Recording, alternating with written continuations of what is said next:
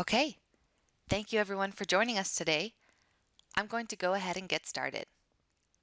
My name is Allison Rendelman, lead of our Customer Success Associates at YCharts, and hosting our webinar today is Lauck Olson, director of our broker-dealer vertical. Today, we're talking compliance and efficiency, showing you how to fulfill requirements and learn best practices using YCharts. Should you have any questions that come up during the webinar, you can submit them on the left-hand side of your screen, and we'll follow up soon with the information you're looking for.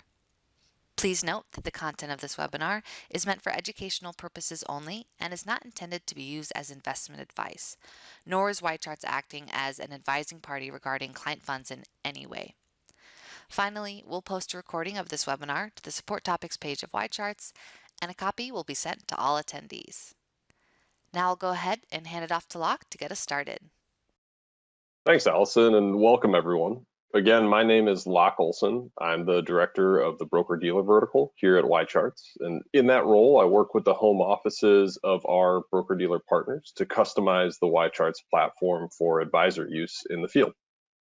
As some of you may know, YCharts really got our start as the investment research and client communication platform of choice for independent RIAs. However, over the past few years, we've partnered with some of the largest and fastest growing broker-dealers in the country to enable their advisors to save time, select better investments, and better communicate the value that they add to prospects and clients. During that time, we've also taken huge strides to make the platform more friendly from a compliance standpoint. I do want to make it very clear up front that I'm not here today to make any broad sweeping claims that YCharts or our PDF reports or fundamental chart disclosures are compliance approved at every single firm, because that is not the case. However, some of our most successful clients have taken the time to review our reports, added any preferred custom disclosures for their firm, and their advisors are now out in the field using these reports with clients in a compliant manner.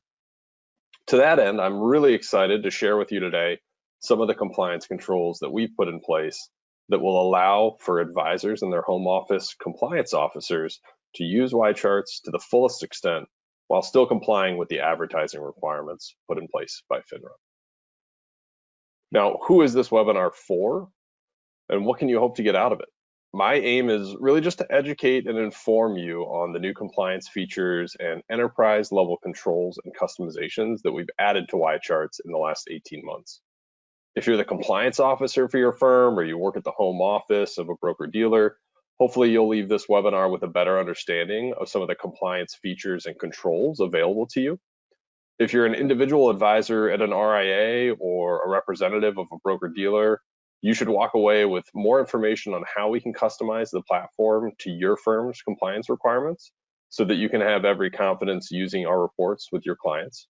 Or at the very least, hopefully you'll have some information to take away and share with your home office if you'd like them to allow our reports for external use in the future. If you're affiliated with a broker-dealer and have been told in the past that you can't use our reports with clients, now could be a great time to revisit that conversation through the appropriate compliance channels at your firm, and we're more than happy to assist with that process. We've recently gone through a series of FINRA reviews and have tailored our PDF reports to adhere to their advertising review requirements, and we'd be happy to work with your firm's compliance department to add any additional custom disclosures required.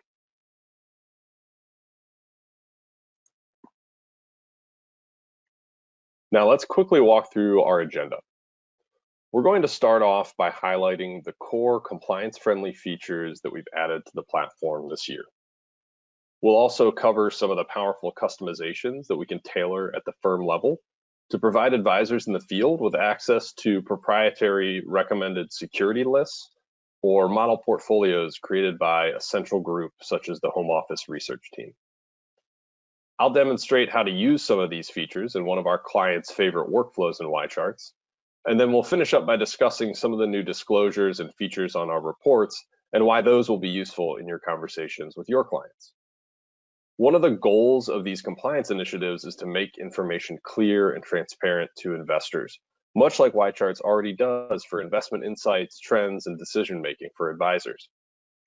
It prioritizes transparency for the client, and it enables productive communication between the advisor and their clients and prospects.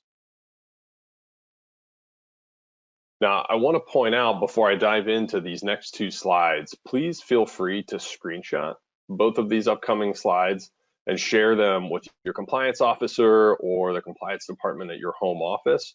You can also request copies after the webinar, and we'll be sending out copies of these two slides following the webinar to any attendees. So let's walk through some of the compliance-friendly features that have recently been added to YCharts. First things first, PDF report disclosures that are based on and guided by FINRA's marketing guidelines. These come in a few different forms, and you'll notice them show up in different parts of these PDF reports. First and foremost, we have some boilerplate general disclosures on every PDF report now. We also offer firms the ability to customize these general disclosures so that they can add their own legal disclosure language to these reports if needed. You'll also notice within YCharts the ability to add advisory fees to both model portfolios and dynamic model portfolios. This is extremely important because according to FINRA, when you're showing a model portfolio to a prospect or a client, you need to be showing that performance net of fees. So if you don't have the ability to show these advisory fees and to look at performance net of your advisory fee in a current system, it may not be up to par with what FINRA is now requesting from an advertising standpoint. And we now give you that option within YCharts. You'll also notice in our reports under any piece of performance data, short performance disclosure. You'll see at the end of our reports a series of definitions laying out the different metrics that are contained within the report and providing some information on what those metrics are and why they're important to an investor. And you'll also see at the end of these reports a series of standardized returns, fees, and yields, which are all required by FINRA's marketing standards. Another big improvement that we've added recently are fundamental chart disclosures. And these are really an impressive part of the tool because they're dynamic. They're actually based on the content displayed in the chart. And you'll notice them show up whenever you print out a chart, if you have fundamental dynamic chart disclosures enabled on your account. These follow a really similar format to the PDF disclosures. They'll have those performance disclosures, standardized returns, definitions, yields. And again, firms can customize these at the client group level. They just need to provide us with the disclosures that they would like to use. If you're interested in accessing any of these customizations, please reach out to your support resource. If you're a current client, you can simply visit the support tab on our website and go to contact us to speak with a representative, or you can simply email support@ycharts.com. Now let's talk about some of the home office and enterprise customizations that are available within YCharts. So we have some advisor level compliance controls that can be essentially turned on or off and customized at the firm level. One of those that we just talked about was customizable disclosures for these reports. Another subset of this are certain features and data sets that can be toggled on or off at the client group level. So if you have someone in a home office concerned with the ability to print reports or print charts or access certain data sets, we can actually turn off some of those features within YCharts so that they're inaccessible to that group. We also have the ability to turn on or off certain smaller features. I have a couple examples in here like auto-generated comps. That's when you log into the system and pull up the quote page of a security, and it generates some comparable securities, maybe a few similar stocks or a few similar mutual funds or ETFs. We can turn off that feature, or street estimates and price targets for an individual security. But what I would really suggest is if you're interested in any of this customization of features or data sets, reach out to your customer success manager or your sales contact at YCharts, and we'll work with you to make sure we can get the compliance approval required. The second side of this is really empowering from the advisor standpoint. These are field enablement customizations that we've rolled out to some of our most successful enterprise partners over the last couple of years. And a lot of this customization relies on permission-based one-way sharing of content. Now, what does that mean? It means there can be a central group, maybe a content creation group, maybe it's a chief investment officer or a research team at a home office, who can create content in two forms, or at least these are the most popular. Maybe they're security lists, so recommended lists of stocks or recommended lists of mutual funds, ETFs, SMAs, you name it. We can give the home office group, or that central group, control to create those lists and then feed them out to advisors in the field that are a part of the same client group. And the reason we call this one-way or permissions-based sharing is the sharing group can choose whether or not the end user can edit that content or not. So in most cases, you would set up the content to be uneditable by the end user so that everyone in the field can be working off the same information, the same list. This sharing also applies to model portfolios and dynamic model portfolios.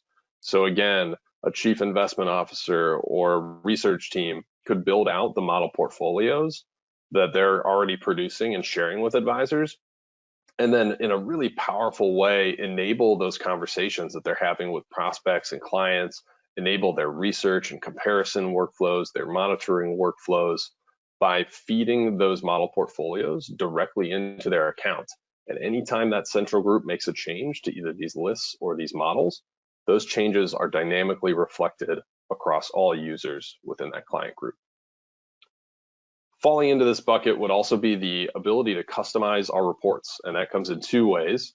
You could either customize the content, the modules that show up on those reports, and that would be, do you want to display risk and asset allocation data as well as exposure data, but maybe no trailing hypothetical performance data? Well, you could actually chop and change the modules of data that show up on our reports at the home office level. We could also implement custom branding. So if you wanted to customize the logo and the color scheme of our reports, you could work with your support contact to do that. And again, you'd visit the support landing page within YCharts and go to contact us to get in touch if you're a current client, or if you're a prospect or just interested in learning more, you should just email support@ycharts.com. Again, please feel free to share out these last two slides. We'll send out copies after the webinar. Now, let's dive into a series of really popular workflows within the platform that will help us to highlight how some of these workflows tie together to document due diligence and then present some of this information in a compliant manner to a prospect or to a client. Starting off in the platform, I'm going to use the predictive search up here to go in and find one of my model portfolios that have been shared with me by the home office. So just by typing in home office in this case, using that predictive search, I'm finding this growth and income model portfolio, which the home office has created and then pushed out to me in the field as an advisor. Now, a lot of times we see advisors use these model portfolios with their clients, or they may just use them as kind of a framework. They'll take the asset allocation recommended here in the model, and then they'll find a couple of securities maybe that they want to tweak or replace here or there. And that's what we're going to look at doing today. I'm going to use a quick flow, and this is that panel over here on the right-hand side, to really streamline this workflow. And with just one click, I'm going to pull all of the holdings of this model portfolio into our comp tables tool. So you can see at the bottom here, I've got all my holdings lined up. I've got all their trailing returns. The way I actually prefer to look at this data, though, is in terms of rank and category, so I can see if these funds are outperforming or underperforming their peer group. So I'm going to change to a different metric set, and this metric set is available on all accounts, and it's ranks and category. So I pull in my rank and category data for all these funds, and I'm going to sort by 1 year twice so that I'm seeing kind of the weak links here, right? And as I look across this row, I'm seeing not only 1 year rank and category, but also 3, 5, and 10-year rank and category data.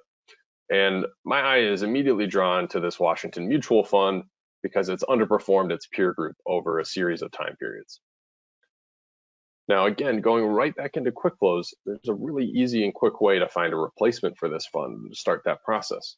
So I open quick flows and I'm no longer interested in this portfolio. I'm going to get rid of that. Instead, I'm going to type in the mutual fund ticker. And down here under similar securities, I'm going to use this find funds ranked in category quick flow. And I love this one because it launches you into the fund screener and it builds a preliminary fund screen, finding some of the best of breed funds available within this particular category. And I'm going to even add another kicker here because I have a list of available funds at my firm shared with me by my home office. So instead of the 139 results here, I'm going to cut right to the chase and say, all right, of those 139, which can I actually use on my platform?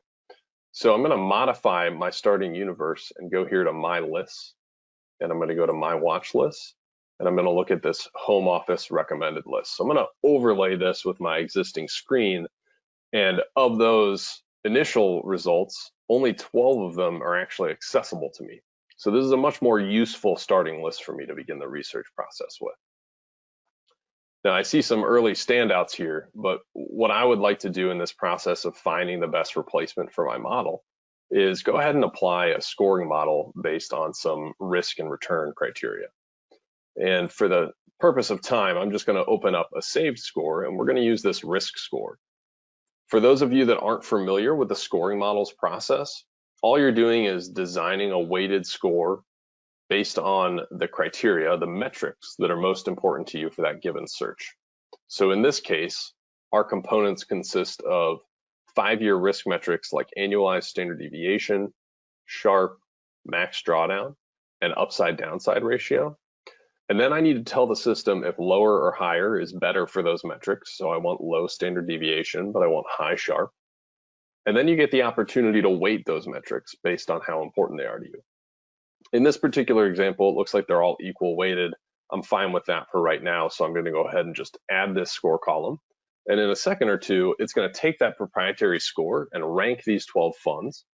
And then I just click one time and it'll put them in order for me. And in this case, with the type of score that I designed there, it's telling me that this JP Morgan fund is my #1 result based on that criteria. Now, you might have a couple of other pieces of the puzzle from a due diligence standpoint here. You might want to add some additional data. So I'll use this plus metric columns button. Let's go ahead and pull up the expense ratio for this fund.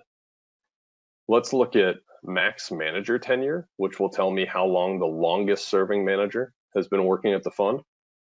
And let's also make sure that these are actually allocated to large and giant cap stocks, right?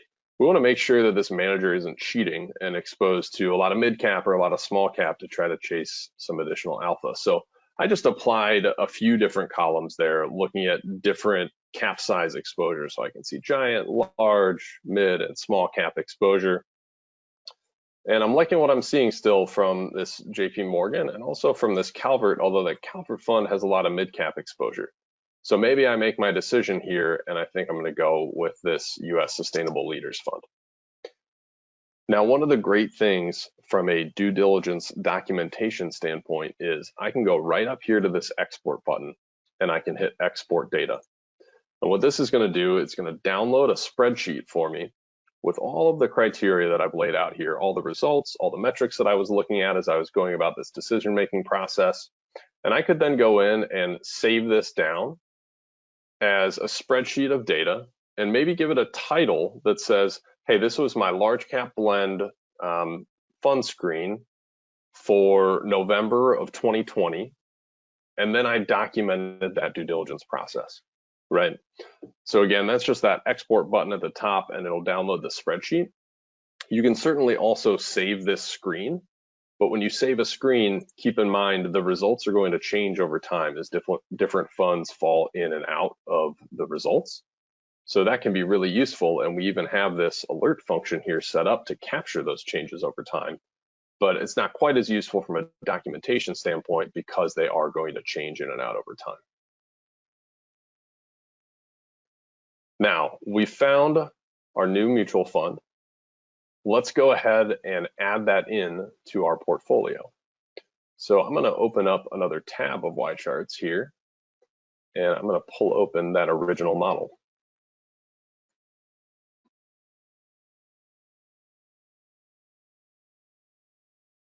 Now, really common workflow actually, let's go into the list of model portfolios because this will allow me to, instead of editing that original one, take the first and just duplicate it. So if I go into this drop-down menu here on the right-hand side of our model portfolio list, you'll see this duplicate option. So I can take my original model portfolio and I can say, this is my growth and income and we'll put my name on it so I know it's proprietary to me, and I'll throw in the ticker of the mutual fund that I'm switching over to, and then just hit duplicate. And you'll notice it adds to our list here, and it tells me that the status is calculating, and it usually takes about 30 seconds, maybe a minute to calculate. So just for the purpose of time, I already have it queued up here. I'm going to click right into this model portfolio that I loaded up earlier today, and we can take a look at the model itself. But what I'm more interested in doing, and what I see advisors want to be able to do time and again, is say, hey, how did this change from the previous model? A couple different ways that we can look at that, and I want to highlight some of the disclosure functionality that we've added recently to YCharts. So I'm going into the fundamental charting tool, and it's automatically pulling in my model portfolio and the benchmark I assigned to it, the S&P 500, but I want to type in that home office growth and income portfolio and pull that onto my chart. And maybe I want to compare the performance over 5 years after having made that change to the model. And I can see it's a relatively significant difference, 5% over 5 years. And what I would then do if I wanted to print out a version of this report or this chart that has disclosures tied to it, go up here to export and then print. And you'll see in the resulting image, the image itself looks relatively similar, but at the bottom is where we'll find these new disclosures. One thing I do want to point out here, I mentioned earlier the ability to customize YCharts with your logo and custom color schemes. That applies here in the charts as well as to our PDF reports. So you can actually see I have my logo loaded up here in the system. And if I wanted to, when I say color scheme, I could customize the colors of the lines on the chart. So really unique functionality that our clients love, really sets them apart, helps them differentiate themselves in the market. Now, the other way that advisors often want to be able to compare this functionality is within a chart, right? So I'm going to go in and hit reports up here. Sorry, reports, not chart. And I'm going to open up this compliance reviewed comprehensive comparison report. And I'm going to try to compare my model with the change to my legacy model. So that home office growth and income model that I was working off originally. Go ahead and hit next here, and we'll just be running a test, so I don't need to worry too much about these form fills. And this is going to kick out a PDF tear sheet for us.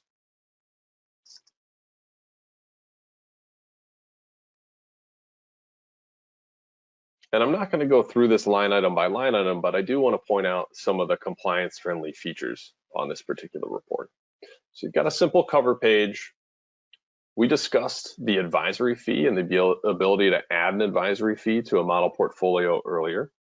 So you can see both advisory fees are shown here. And again, the performance on this report is actually showing performance net of that advisory fee, which is really important when you're sitting down with a prospect or client. I also mentioned some of our performance disclosures.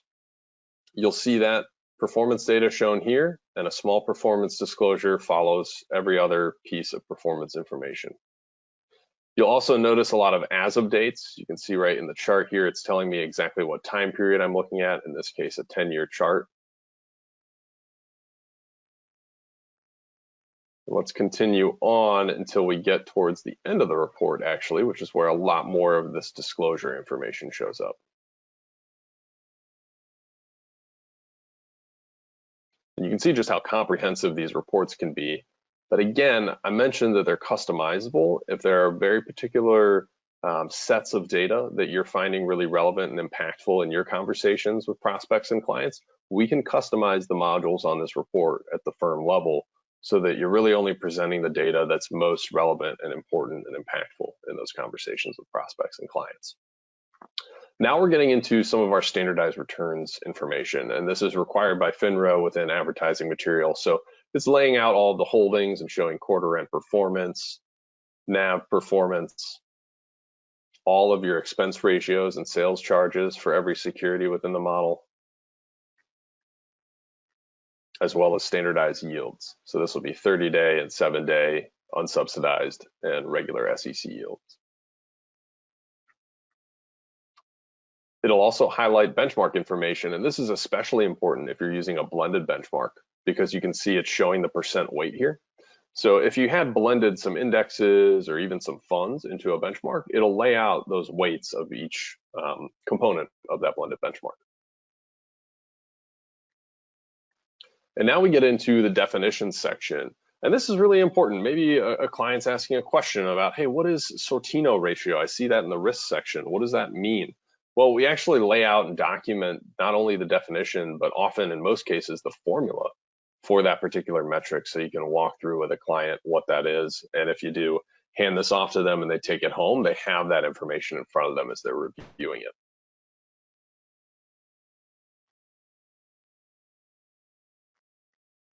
And last but not least, these are the general disclosures. Now, these are YCharts boilerplate disclosures, but as I've mentioned a few times in the webinar today, you can absolutely customize these at the firm level. We're more than happy. It's actually quite easy for us to update these and change them for your particular firm. We just need to work with your compliance and legal departments to understand what changes you want to make and where you'd like them to show up. Now I'm going to jump back to my slide deck here so we can recap what we've covered today. So first things first, YCharts has added a lot of compliance-friendly features over the last year and controls available to the home office to better customize the advisor experience using YCharts and ensure that advisors are using the platform in a compliant manner for that firm.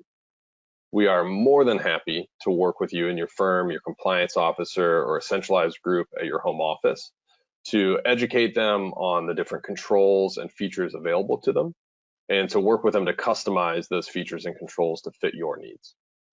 Hopefully, these enhancements will allow you to take advantage of YChart's full suite of tools and allow you to have even more impactful conversations with your clients and your prospects, and to help you continue to grow and service your business. If you're a current client and you're interested in enabling some of these customizations, please reach out to your existing customer success manager to get the ball rolling. And if you're with a home office or you're a compliance officer at a client or prospect and you're interested in continuing this conversation to learn more about the controls and customizations that YCharts can offer your particular firm, please email support@ycharts.com to set up another discussion. Thanks again to everyone for joining today's webinar. We hope you found these insights really useful. Thanks, Lauck, and thanks again to everyone who attended today's webinar. I'd like to reiterate that a recording of this webinar will be sent to all attendees and made available in the Support Topics section in YCharts, in case you need to review anything we talked about today or to share with your colleagues. For any questions that you might have submitted during the presentation, we'll be reaching out soon with the information you're looking for. We always appreciate any feedback that you might have. If you like this webinar or have thoughts about what you'd like to see for upcoming webinars, feel free to reach out at support@ycharts.com. Thanks again.